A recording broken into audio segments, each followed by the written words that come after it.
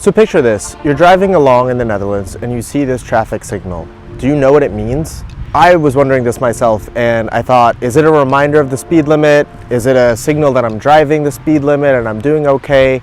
I had no idea what it meant. And then I saw it again and again and I finally decided to Google it in Dutch. The groen golf, or green wave. That's what this signal means, and I'm going to talk more about it today. So let's jump into it.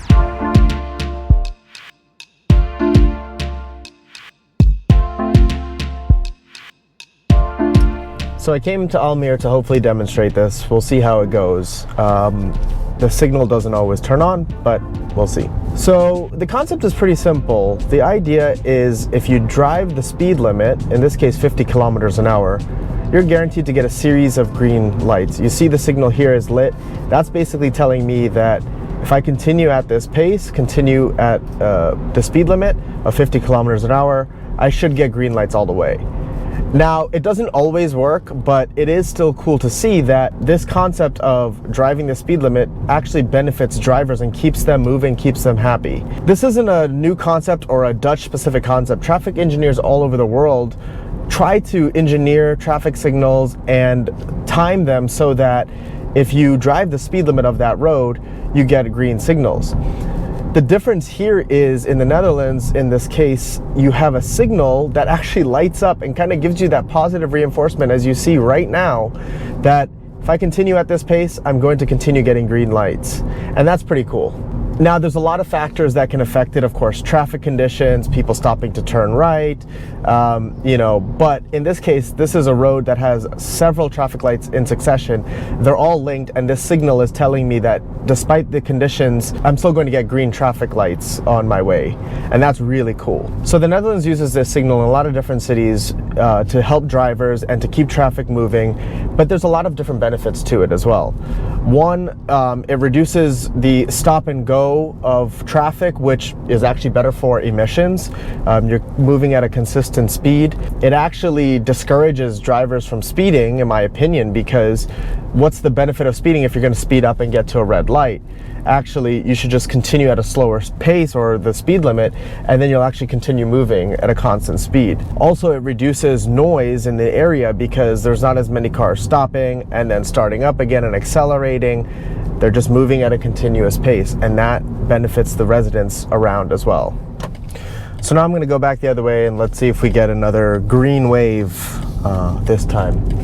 It doesn't always work, and you're not always guaranteed to get this green wave. So you can see in the example here, I got the green signal. This was in Amsterdam, but I still got stuck and still got stopped at a light. It's not guaranteed, but the fact of the matter is it's still a cool tool to use to inform drivers that there is a good chance that they're going to continue to get green signals. And it moves the platoon of traffic. This is something that traffic engineers describe, a group of cars as a platoon, and you want to move that platoon through the streets as quick as possible and as efficiently as possible. And the green wave signal is just another tool that the Netherlands uses to manage those platoons, and it's pretty cool. Not Just Bikes has done a pretty extensive video on traffic signals in the Netherlands and how they are using these induction loops and are pretty intelligent to help manage bicycle traffic, pedestrian traffic, and car traffic. So go check that out if you haven't seen it. But I haven't really seen anything in particular about this green wave traffic signal, so that's why I wanted to cover it today. So I didn't get the signal there. Oh, now it turned on right as I passed it, so maybe I'll get the green traffic lights. I'm curious to know which country you're watching this from right now. Go ahead and leave a comment below as to which country you're in or which country you're from. I'm really curious to find out. So in North America, I have never seen anything like this. As far as I'm aware, the saying goes, drive the speed limit on streets and you're gonna get green lights. They're timed that way. Yeah, that's kind of anecdotal, and I haven't really seen that always work in practice. And when you don't have a tool that reinforces that to the driver, that actually driving the speed limit does help you get green lights like this does, then people don't really follow that. So I find, knowing more about this, it's a really cool tool to use to inform drivers and keep them, driving at a consistent speed, keeping them moving. And you know, I think it makes for happier drivers, for better traffic flow, and it's really just another tool that the Dutch traffic engineers use to help manage traffic in the way that they do. So that's pretty cool. Here we go, another green. It goes off. It's kind of weird. I don't know why it goes on and off like that, but I'm sure there's some reasons. If you know, let me know in the comments below.